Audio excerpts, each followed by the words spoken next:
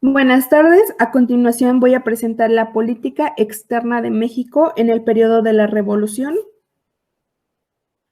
eh, basada en la lectura de Rafael Velázquez. Y bueno, la Revolución Mexicana es un conflicto armado que inicia en 1910 como una consecuencia del descontento popular hacia la dictadura de Porfirio Díaz. Y bueno, así deriva una guerra civil que posteriormente se va a transformar eh, y va a buscar transformar radicalmente las estructuras tanto políticas, económicas y sociales del país. Bueno, la revolución comienza con el levantamiento que se lidera por Francisco I. Madero, quien pues se oponía a la reelección del general Porfirio Díaz a la presidencia y quien hasta ahora ya llevaba más de 30 años en el poder. Bueno, Madero alcanza el poder en 1911 y en política internacional le suscitó la versión del embajador de Estados Unidos, Henry Lane Wilson, pues quien se convierte en su principal adversario y protector a la vez de los rebeldes al régimen. Es aquí cuando los intereses se ven afectados en el exterior, puesto que el gobierno de Porfirio Díaz siempre había promovido la inversión extranjera y su inclinación mayor era a favorecer los intereses externos. Y esto incluso fue una de las principales causas que originan la revolución. Es así como pues Madero llega con el Plan de San Luis, que tenía como propósito, entre muchos otros, favorecer a la economía de las empresas mexicanas en lugar de las empresas extranjeras. Y es aquí en el que Henry Lane Wilson pues no apoya al gobierno maderista, porque Madero generó un plan que iba en contra de los intereses estadounidenses. La economía favorecería en primer lugar a las empresas mexicanas y tras esto se impone un impuesto extra a las exportaciones petroleras. Esto, bueno, el descontento de Henry Lane Wilson se materializa en el pacto de la embajada con la negociación de Victoriano Huerta con Wilson para el derrocamiento del legítimo presidente. En este pacto principalmente pues se va a desconocer al gobierno de Madero y se establece que Huerta posteriormente asumiría la presidencia provisional. Este es un claro ejemplo de cómo se da la intervención política por parte de Wilson en pues asuntos de gobierno.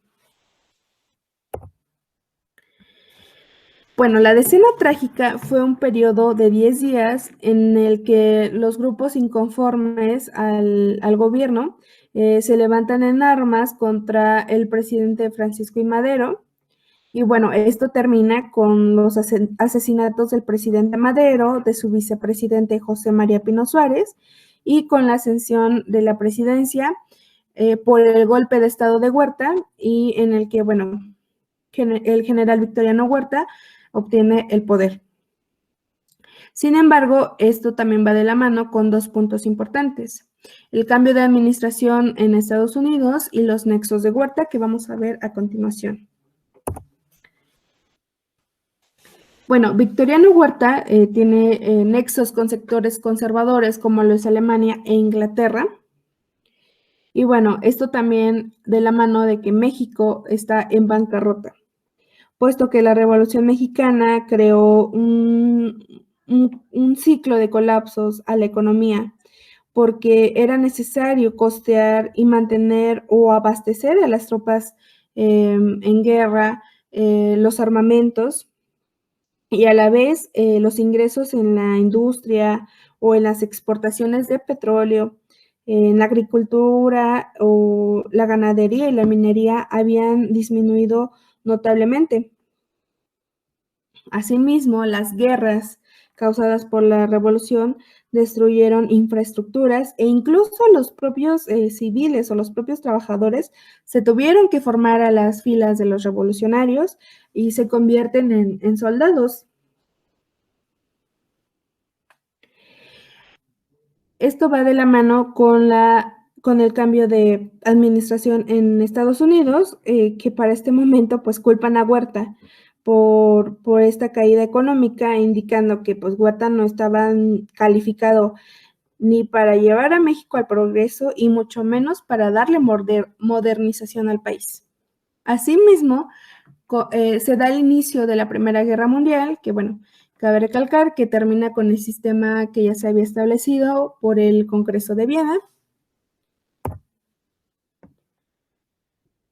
Y bueno, tras esto, como ya lo había dicho, se da el cambio de administración en Estados Unidos y entra Woodrow Wilson.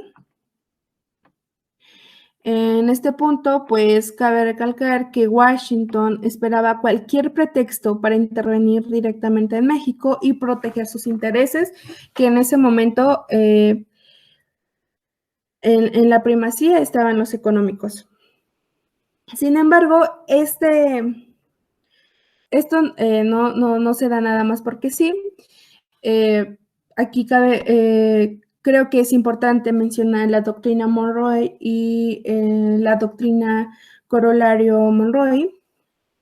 Bueno, la doctrina Monroe se da en 1856, que decía que cualquier intervención de los europeos en América sería vista como un acto de agresión que requería la intervención de los Estados Unidos. Más adelante, en 1904, Roosevelt pues transforma o toma un poco de la doctrina pasada como una forma de justificar la hegemonía norteamericana en América Latina. Y es ahí cuando se legitima su intervencionismo en los asuntos de las repúblicas independientes de la región. Esta doctrina también la podemos conocer como la política del gran garrote, que habíamos visto anteriormente. Y bueno, en esta parte cabe recalcar que el intervencionismo que estaba justificado en este momento como una decisión de política externa de los Estados Unidos se concentra como una área temática de seguridad económica o de la seguridad de sus intereses. Como lo digo, para este momento Estados Unidos buscaba cualquier incidente mínimo para poder intervenir en tierras o regiones mexicanas. Y es así como el 9 de abril de 1914 se da el incidente en el puerto de Tampico, en donde, bueno, un buque estadounidense entra en el puerto de Tampico y se adentra a zonas restringidas. Es ahí cuando pues los marinos estadounidenses son detenidos y liberados, pues con la advertencia de no adentrarse a estas zonas que estaban restringidas.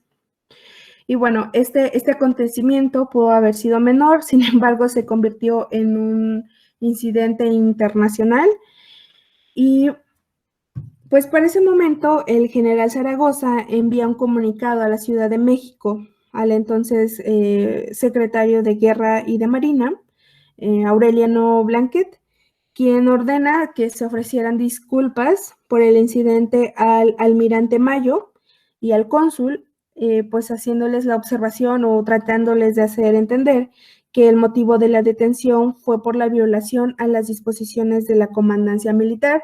Sin embargo, pues esperaban que solo hasta ahí se quedara, como que lo tomaran como un protocolo de seguridad.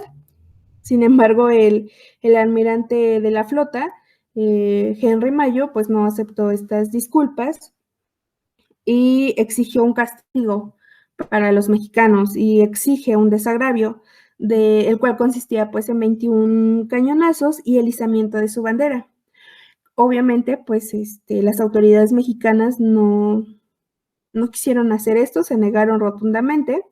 Y bueno, esta noticia llega hasta Washington y pues fue como el pretexto perfecto para intervenir en tierras mexicanas. Y es así como pocos días después, el 20 de abril, en Washington, algunos legisladores subieron a la tribuna del Congreso y exigen pues la declaración de guerra a México. Sin embargo, pues esto no fue aceptado, pero sustituyen la idea por la de tomar el puerto de Veracruz. Y es así como al día siguiente comienza un ataque. Y justo esto se da antes de que el gobierno de Huerta recibiera un embarque de armas provenientes de Alemania. Y justo por este incidente, desde Washington se expide una justificación para detener cualquier cargamento de armas destinado al gobierno de Victoriano Huerta y pues ahí comienza esta intervención militar que también pues forma parte de la política exterior de los países. Bueno, tras las fuertes crisis que ya se habían ocasionado en este periodo, Huerta queda rodeado por los villistas en la parte norte y por los zapatistas en la parte sur, y hasta este momento pues ya no encuentra una salida, por lo que Huerta decide hacer un acuerdo o llegar a un acuerdo con los Estados Unidos en las cataratas del Niágara, básicamente para conseguir que las tropas estadounidenses salgan de Veracruz. Sin embargo, Estados Unidos condiciona esto a cambio de que él dimita. Por lo tanto, el 8 de julio de 1914, el presidente decide dimitir y abandona pues el poder. Es importante recordar que desde 1913 Venustiano Carranza proclama el Plan de Guadalupe y comienza esta organización tanto de las tropas como del armamento para hacer frente al ejército federal y derrocar a Huerta. Entonces, pues con la salida de Huerta del poder, Venustiano Carranza asume el gobierno de manera legítima a través de elecciones. Y bueno, tras varios intentos por el reconocimiento de gobierno por parte de Estados Unidos, en 1915 Estados Unidos reconoce al gobierno carrancista y sin embargo, bueno, las diversas facciones en una convención entre zapatistas y villistas desconocen al gobierno de Venustiano Carranza, bueno, regidos por el Plan de Ayala, y comienzan a tratar de destituirlo. Sin embargo, pues Venustiano Carranza no acepta esto.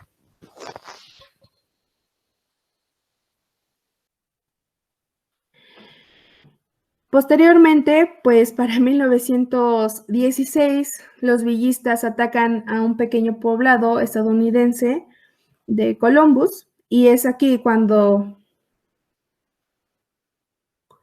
la relación bilateral decrece porque esto se convierte como causa de grave problema internacional con Carranza. Y es aquí cuando el presidente Wilson, presionado por la opinión pública, que cabe recalcar que la opinión pública como herramienta de la política externa, pues influencian mucho los grupos de interés como la opinión pública ante las decisiones que se toman en el exterior. Es por eso que se da la expedición punitiva, que básicamente pues era la búsqueda de Villa en territorio mexicano. Sin embargo, cuando Carranza quiso imponer límites a la expedición, porque pues ya la consideraba como una intervención estadounidense, los ejércitos de Estados Unidos y México se vuelven a enfrentar nuevamente y comienza otra vez pues esta relación mala y decreciente entre el país vecino y México. Posteriormente se da como el conflicto mundial de México y la Primera Guerra Mundial. En este punto, tras 10 meses sin cumplir el objetivo de Estados Unidos y se ve que se aproxima la intervención estadounidense en la Primera Guerra Mundial, Estados Unidos pues primoriza el conflicto mundial y es aquí cuando Washington decide retirar las tropas del territorio mexicano y al mismo tiempo comienza la promulgación de la Constitución de 1917. Alemania y Gran Bretaña aumentan interés en México. Por el lema "Hagamos la guerra juntos, hagamos la paz juntos". Ese fue un mensaje que Arthur Zimmermann, ministro alemán de Relaciones Exteriores, envió en 1917 al gobierno mexicano de Venustiano Carranza, en el que Berlín pues ofrecía el respaldo militar a México para que entrara en conflicto con Estados Unidos, que hasta en ese momento pues había mantenido neutral en la Primera Guerra Mundial. cabe recalcar que en estos inicios, pues México se convierte en un importante productor de hidrocarburo. Entonces, Alemania y Gran Bretaña aumentan el interés en México precisamente por el hidrocarburo y por una relación de una posible intervención estadounidense en la Primera Guerra Mundial. Bueno, esto gracias a la proximidad geográfica que tenía México con Estados Unidos.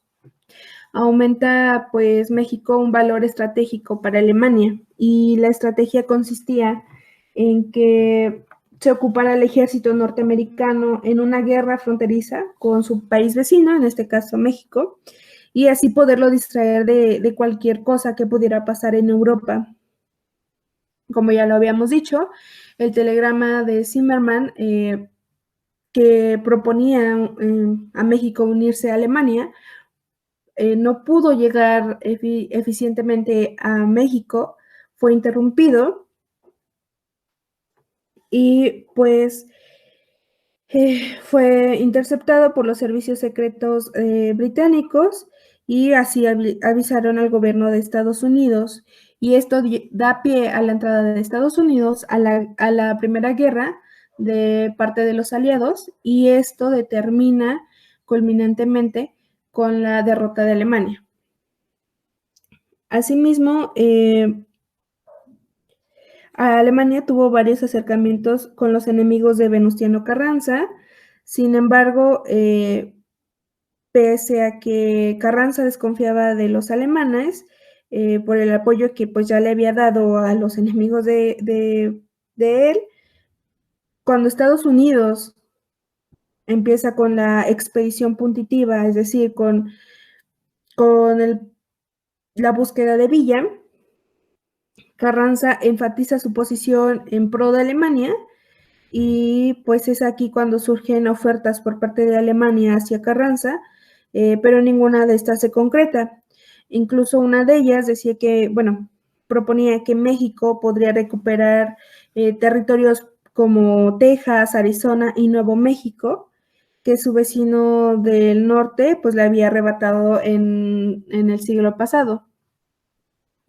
Por lo tanto, pues esta propuesta es como un claro ejemplo de recompensa, de un instrumento de una toma de decisión de política exterior de recompensa, puesto que México, según la propuesta de los alemanes, podría recuperar territorio perdido.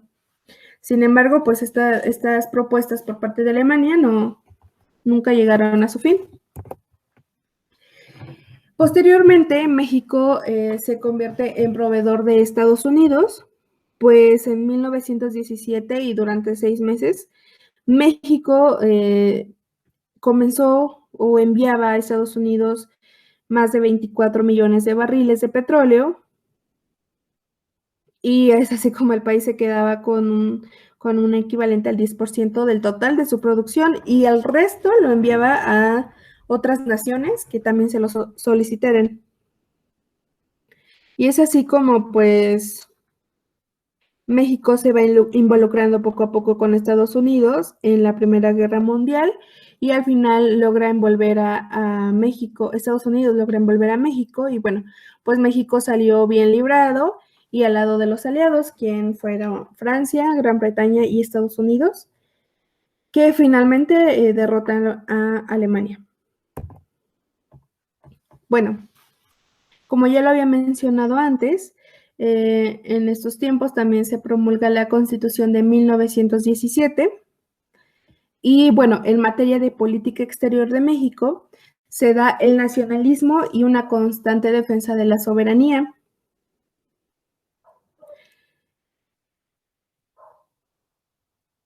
En donde el artículo 27 impedía a los extranjeros adquirir raíces en la playa o en la frontera. También propone reducir la influencia externa en la economía nacional y pues esto finalmente provocaba tensiones con las empresas petroleras y mineras. Para 1918, como parte de la política exterior de México, se proclama la doctrina Carranza, La doctrina Carranza estableció los principios básicos de la política exterior de México.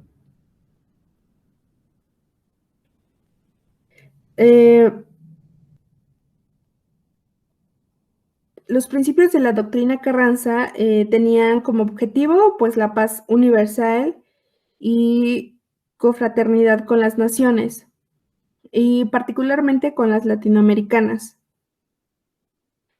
También expresaba que todos los países eran iguales, que debía haber respeto mutuo y escrupulosamente deberían respetar sus instituciones, sus leyes y su soberanía. Que ningún país debe intervenir en ninguna forma y por ningún motivo en los asuntos exteriores de otros, y todos debían someterse estrictamente y sin excepciones al principio universal de la no intervención. La doctrina Carranza se puede definir o centrar en 3 temas principales. La calidad de México como país neutral en el contexto comercial durante la Primera Guerra Mundial y el derecho de dar un trato digno, de recibir un trato digno por parte de Estados Unidos. El segundo era que los incidentes con el ejército estadounidense y las invasiones a territorio nacional y la no intervención pues en los asuntos internos de las regiones. Y el tercero era que como la protesta por el tema de reclutamiento de ciudadanos nacionales trabajadores en Estados Unidos para ir a la Primera Guerra Mundial.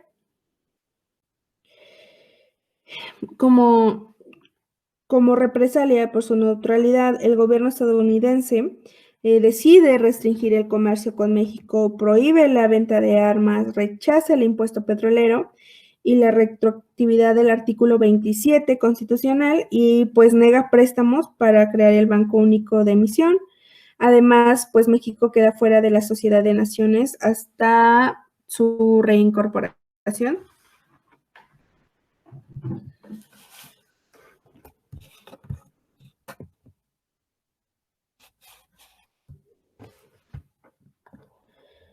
México aislado, es así como llegamos a Álvaro Obregón en 1920, tras la muerte de Carranza, que se da el 21 de mayo de 1920.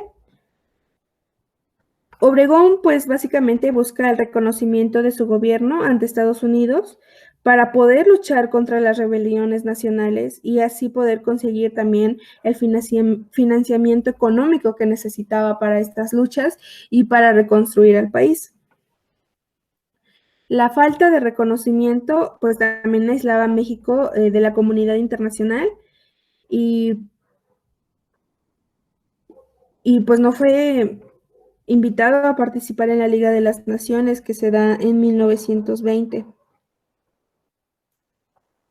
Estados Unidos, por otra parte, condiciona el reconocimiento del gobierno de Obregón a cambio de la interpretación definitiva de los artículos constitucionales que afectaban totalmente a los intereses principalmente petroleros y agrarios. Para este momento se da el Tratado de Amistad y Comercio, en el que, como bien lo digo, pues buscaba la interpretación definitiva de los artículos constitucionales que van en contra de los intereses económicos.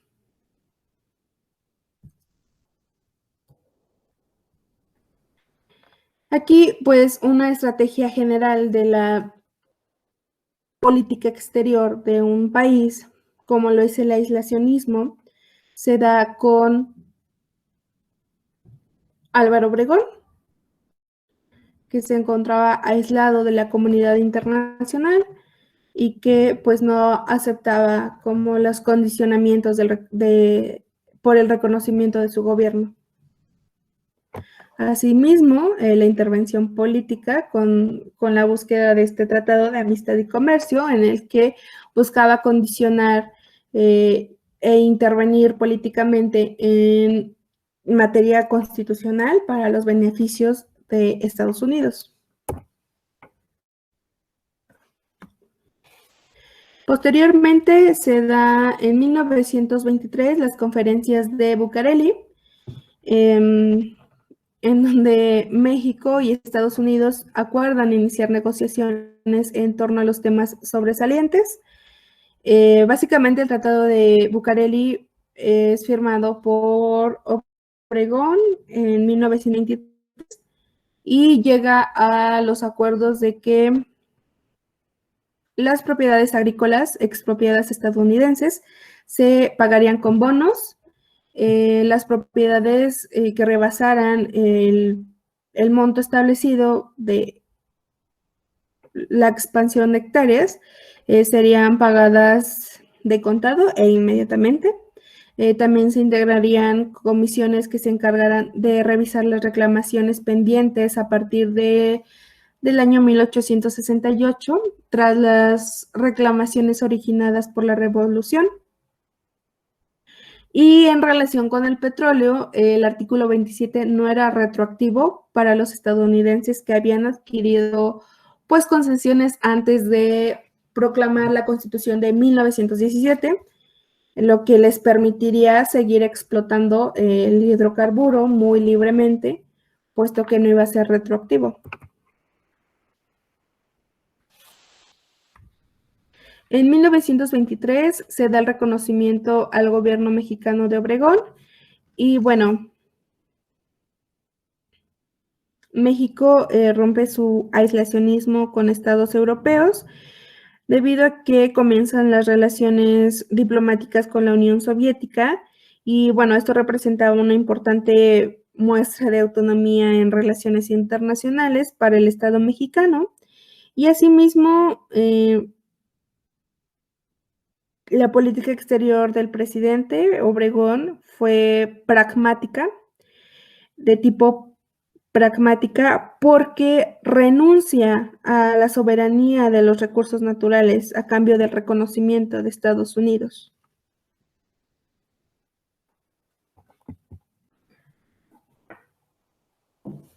Es así cuando llegamos a Plutarco Elías Calles y al Maximato. Bueno, en el periodo de Plutarco Elías Calles, pues llega al poder cuando existía cierto tipo de hostilidad de parte de los británicos hacia México, porque pues sus intereses habían sido afectados con la Constitución de 1917.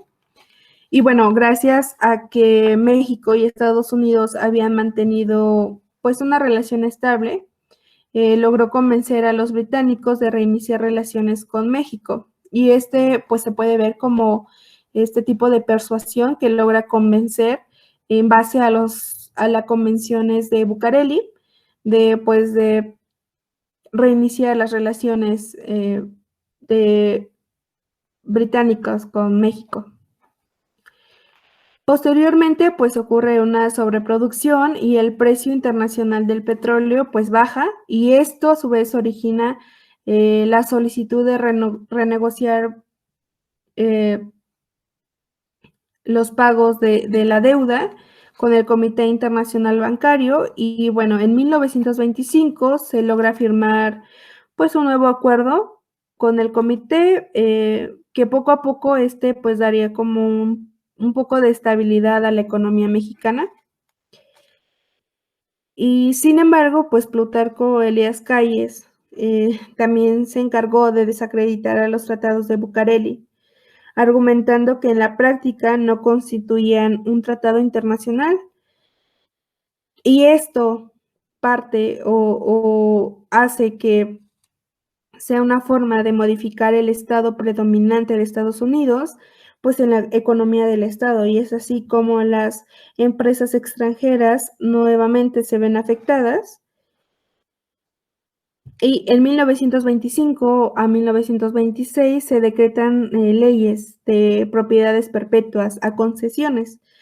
Así pues afectan a los terratenientes estadounidenses que ya se habían instalado incluso antes de 1917.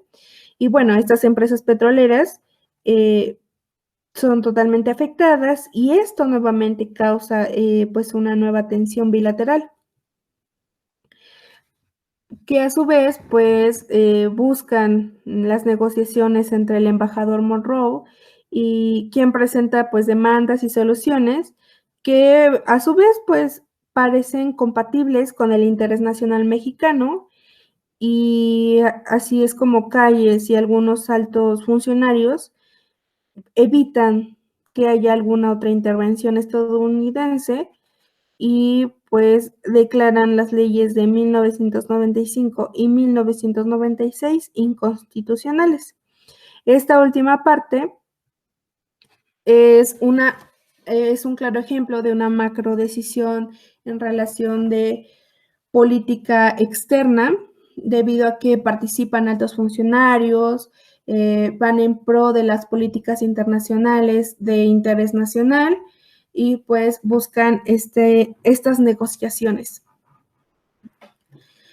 Posteriormente, en el Maximato, pues la crisis de 1929 propició un escenario amistoso hacia América Latina por parte de Estados Unidos.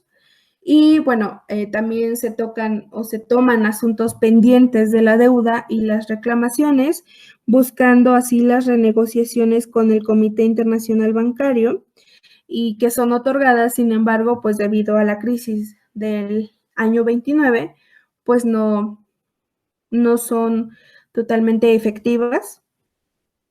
Y posteriormente, para el 12 de septiembre de 1931, México es aceptado a formar parte de la Sociedad de Naciones, y esto gracias a que México pues pudo resolver los asuntos principales con Estados Unidos.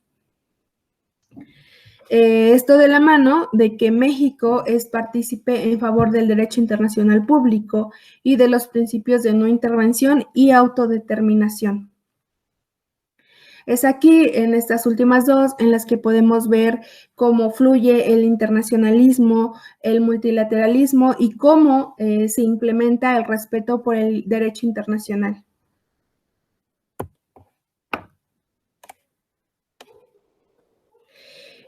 Hay una parte importante de la participación de México en el derecho internacional, con la actuación destacada en las conferencias de La Habana y Montevideo de 1929 y 1933, en donde México pues se dio la tarea de divulgar su posición respecto a la práctica internacional del reconocimiento, y es aquí donde surge la doctrina Estrada, promulgada por Genaro Estrada Félix, en ese entonces secretario de Relaciones Exteriores, en la que pues me permito citar: el gobierno mexicano solo se limita a mantener o retirar, cuando lo crea procedente, a sus agentes diplomáticos y a continuar aceptando, cuando también lo considere procedente, a los similares agentes diplomáticos que las naciones respectivas tengan acreditados en México, sin calificar ni precipitadamente ni a posteriori el derecho que tengan las naciones para aceptar, mantener o sustituir a sus gobiernos o autoridades. Es por eso que la doctrina Estrada es una importante muestra de la participación del Estado mexicano en derecho internacional. Bueno, finalmente, y de los puntos finales que quiero mencionar en esta exposición, es cómo se guió la política exterior de México durante la Revolución Mexicana en México y en estados en relación o en estados participantes en política mexicana. Pues bien, a lo largo de los diversos sucesos y los diversos acontecimientos dentro del Estado mexicano y la participación del Estado mexicano en el exterior, pudimos ver de muchísimas maneras las intervenciones políticas, las sanciones económicas, las áreas temáticas como la economía, la seguridad, cómo participaron grupos de interés, opinión públicas para presionar a los gobiernos, o cómo se dieron estos instrumentos o estos tratos de recompensa, cómo los individuos siguieron estándares doctrinarios, o cómo la intervención política a su vez genera aislacionismo, y cómo nuevamente se buscan macrodecisiones para recuperar la estabilidad política de un país, cómo también se ve la persuasión entre países, entre doctrinarios, y cómo algunos otros son de manera pragmáticas. Y que finalmente pues se llegan a estrategias internacionalistas de multilateralismo y del respeto al derecho internacional, y que estas a su vez son pues llevadas a cabo tanto por jefes de Estado y ministros de Asuntos Exteriores. Es así como llegamos a las conclusiones en relación al contexto de la revolución con relación a la política exterior. Pues cabe recalcar que México estaba influenciado por intereses extranjeros, que las guerras civiles ocasionaron grandes consecuencias sociales, económicas e internacionales, que a su vez propician una inestabilidad en las capitales, y esto gracias al debilitamiento constante del sistema político, a un débil sistema político, y que se considera un periodo de Estado y de gobierno fallido, en donde ningún gobernante se podía sostener, ningún gobernante, ningún sistema podía estar fuerte ante las diferentes contextos que se le presentan en la revolución. Y bueno, estas consecuencias se dan dentro de un espacio regional o dentro de un territorio en el que se tiene poco control.